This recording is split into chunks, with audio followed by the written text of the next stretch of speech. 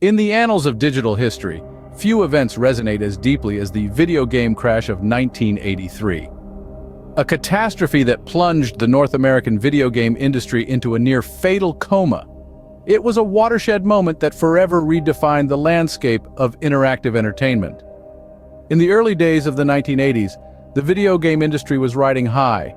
The first wave of home consoles, led by the Atari 2600, had brought the arcade experience into living rooms across North America. Video games were not just a pastime, they were a cultural phenomenon. The industry was booming, sales were skyrocketing, and it seemed like the golden age of video games was upon us.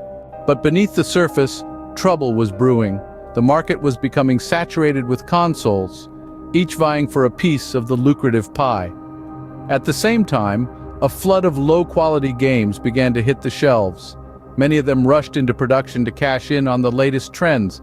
The result was a perfect storm of overproduction and underwhelming quality that began to erode consumer confidence.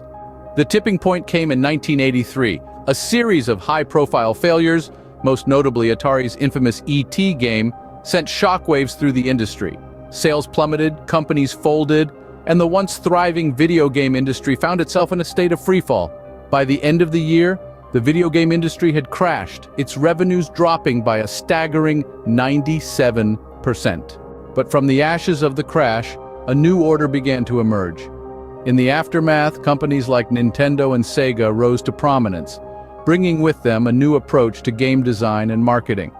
Quality control became paramount, and the concept of first-party games, titles produced by the console manufacturers themselves, was introduced. This not only ensured a steady stream of high-quality games, but also helped to rebuild consumer trust. The video game crash of 1983 was a disaster, but it was also a turning point. It marked the end of the industry's Wild West era and the beginning of a more mature, more sustainable model of business.